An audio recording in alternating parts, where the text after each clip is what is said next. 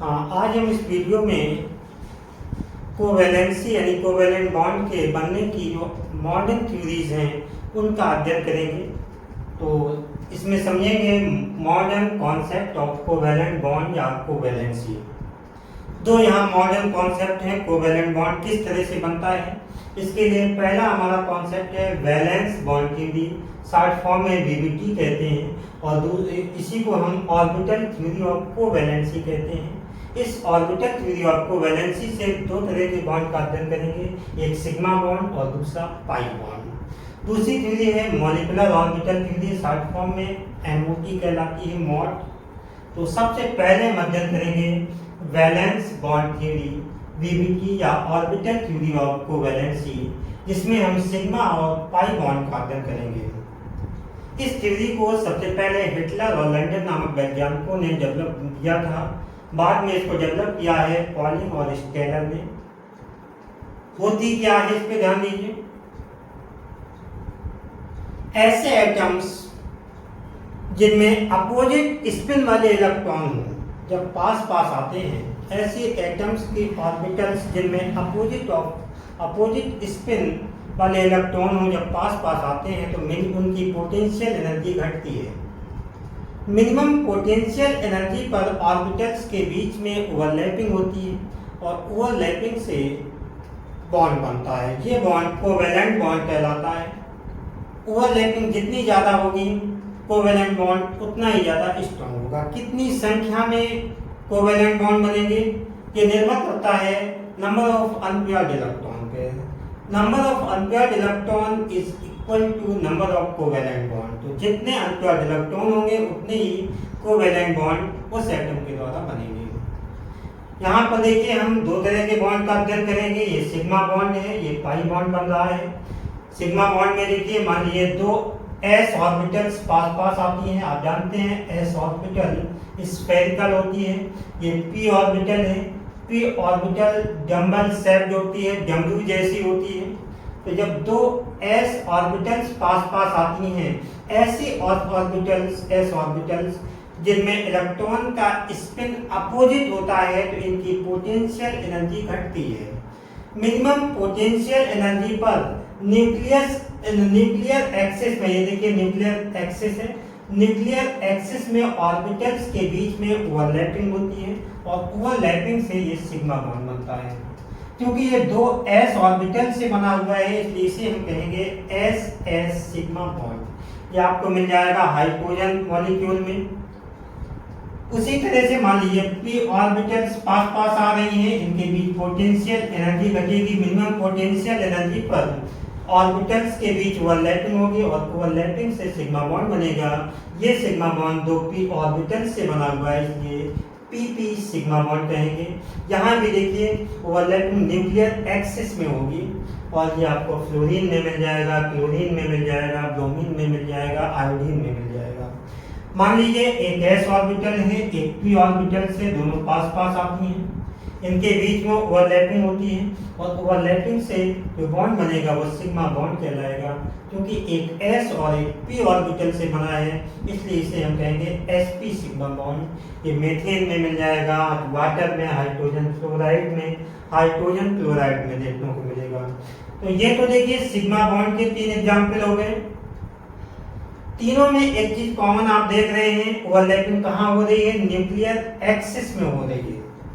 और दूसरा आता है पाई बॉन्ड।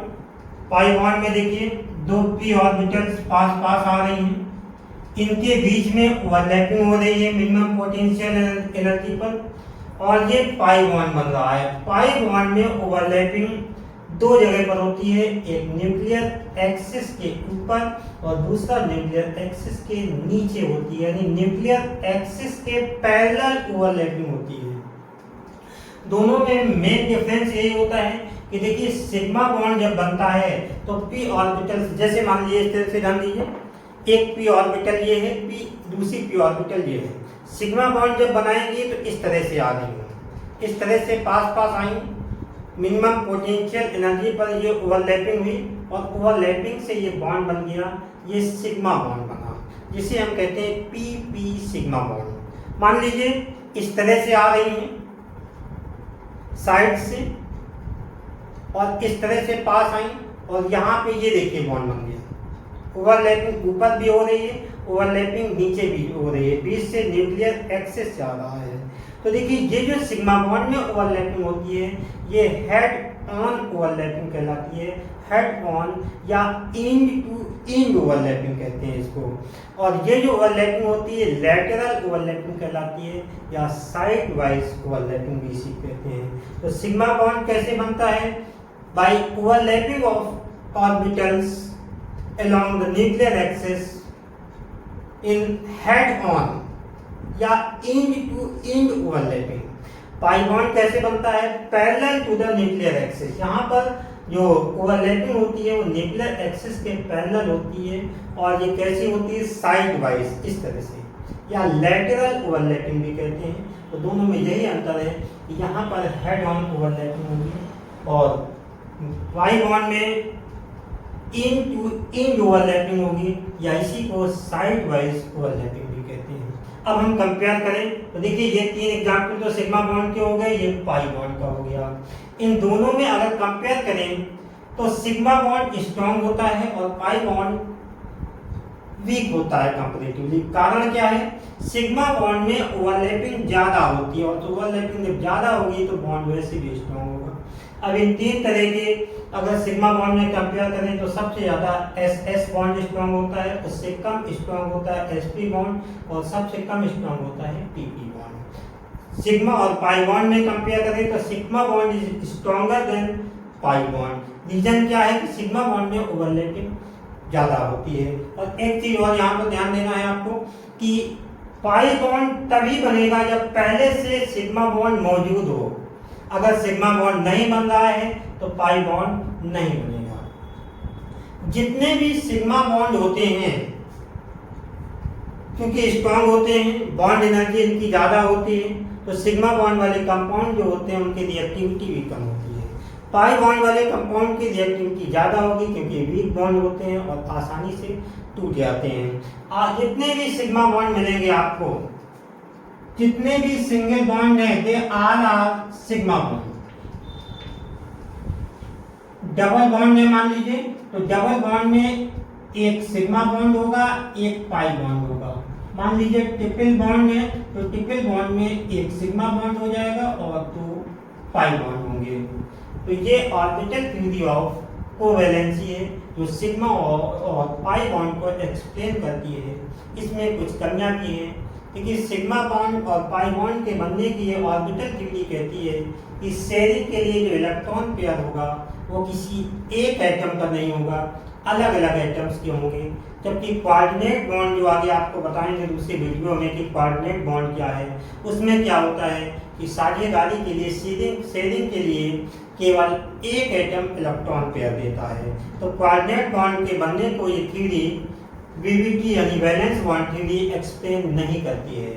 बहुत से कोऑर्डिनेट कंपाउंड हैं, कॉम्प्लेक्स कंपाउंड हैं, इनके शेप को और ज्योमेट्री को भी ये थ्योरी एक्सप्लेन नहीं करती। बहुत से ऑड इलेक्ट्रॉन मॉलिक्यूल हैं या ऑड इलेक्ट्रॉन आयंस हैं जिनमें ऑड इलेक्ट्रॉन पाए जाते हैं, जैसे 3 हो गया, 1 इलेक्ट्रॉन हो गया, 3 हो गया, 5 हो गया, ये किस तरह से बनते हैं ये थ्योरी उसको भी एक्सप्लेन नहीं करती है। आगे दूसरी थ्योरी आती है मॉलिक्यूलर ऑर्बिटल थ्योरी, इसको हम अगले वीडियो में एक्सप्लेन करेंगे।